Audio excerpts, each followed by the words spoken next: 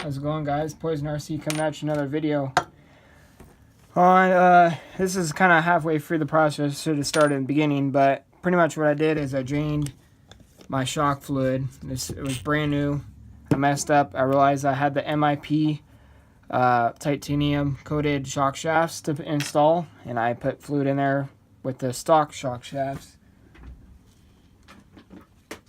And they might be hard to find, but if you guys are looking for them, they're the part number 1604 golden shock shaft revo. 2 of them. You'll need a total of 2 sets to complete it. So basically, I drained it. I took the cap off. There's not much to it. I'm going to go ahead and show you the rest of the process. I'm going to grab your fancy shock shaft pliers, which these work amazing. I recommend that you highly get one of these. I didn't think that they would work that great, but these actually work really amazing. Thanks to my buddy having a set. So you take your end off. Go ahead and take this blue bump stop off, and as you can see, I don't know if you guys can see that, there's dirt in there. That's going to scratch your shaft, so I've got to clean that out. Your next step, you're going to go ahead and you're going to push this through, and you'll probably have some leftover fluid. You're going to go ahead and grab it. You're going to set your shock body aside. You're going to clean some more. You're going to go ahead and clean that off so it's not so much oil.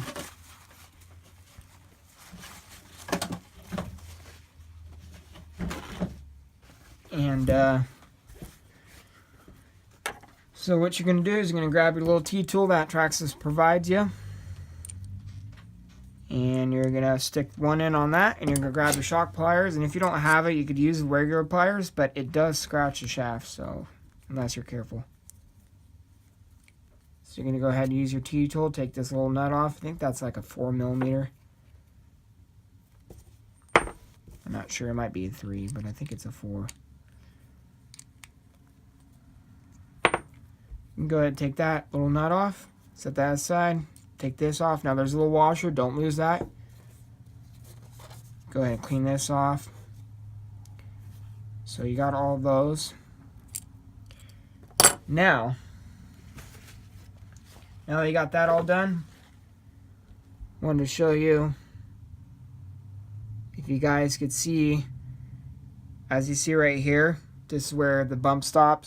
As you can see, the shinier parts like right here. But that unfortunately, that was pretty much, it's kind of scratched up. You can see some right there, those little marks as in spin it. That mark right there. If you guys can see that. That's from rocks scratching the shaft. So we're going to go ahead and huck those. And we'll keep them for backup. You're going to grab your new shaft. And you go ahead and you're going to stick on your washer. If you could grab it. It's kind of too small here.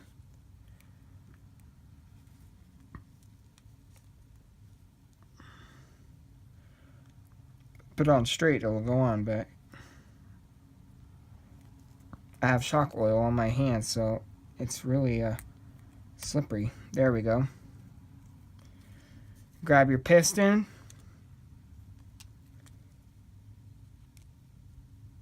I just realized those are 2-hole, so I wish I could bump that down to 1-hole. That fine-tuning pack that Traxxas has, like I said, I don't have the part number, will help that issue because you could block the hole. So anyway, you can put your nut back on there. You grab your shock shaft pliers. If you don't got them, like I said, you use pliers. You can go ahead and tighten this up. Don't over-tighten it. Tighten it till it's snug. Okay, that's perfect. Like about those pliers, it doesn't do anything to your shock shaft. I'm going to go ahead and grab your rubber boot. And almost messed up. I didn't clean that shaft. Gonna do that now.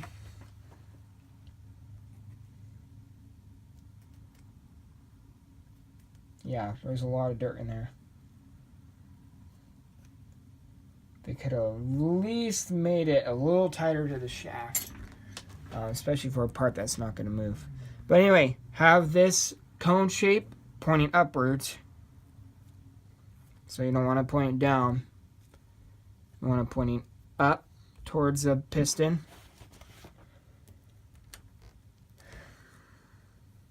So that was just showing you guys. Now you want to grab your shock body and grab some shock oil. This will help it go in a little bit easier. Put a little dab on there. You got a little dab on there. Rub that around. Coat a little bit. It'll be easier going through. Go ahead and press it in there.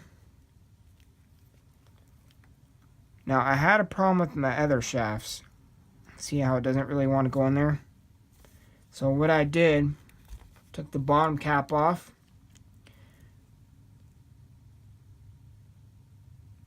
Carefully pulled it through without popping that seal out. There's this bottom seal right there. Put this back on.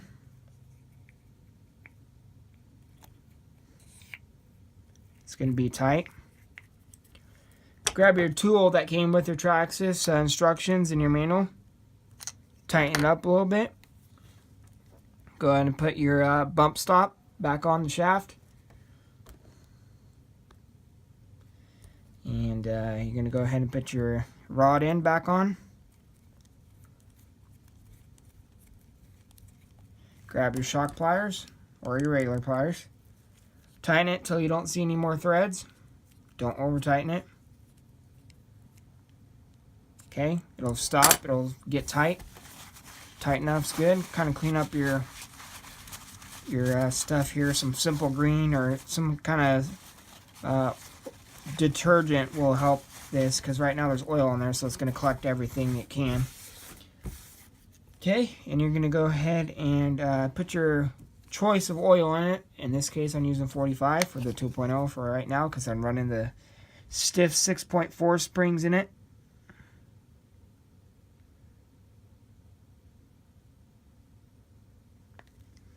Okay, and as you see, I got a giant air bubble.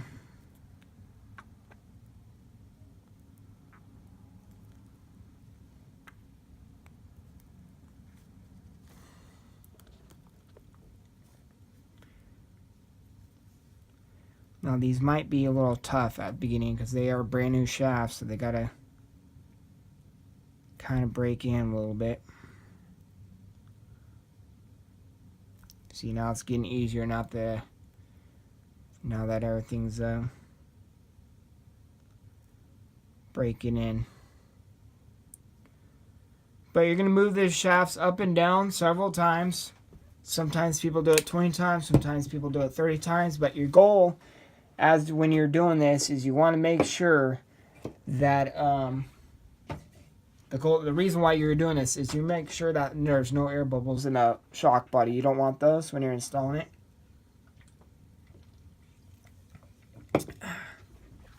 Because it's not going to allow the shaft, or not the shaft, excuse me, the shock to work properly.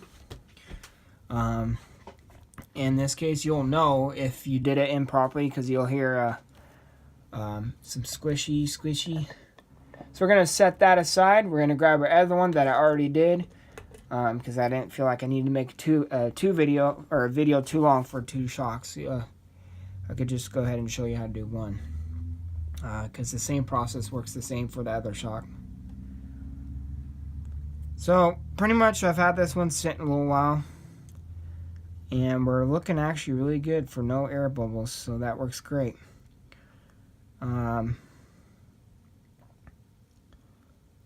So that's what you want.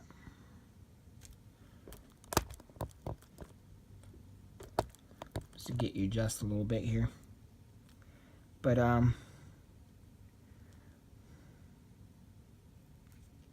yeah, this one's looking pretty good. It's got a few air bubbles in there, but nothing too bad.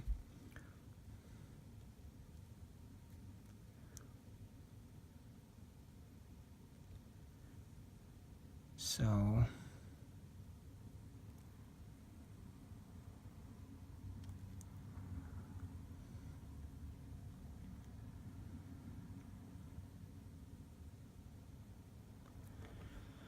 So anyway, that's pretty much the process. I'm not going to show you much longer because this is a bleeding process and it does take a lot of patience and time.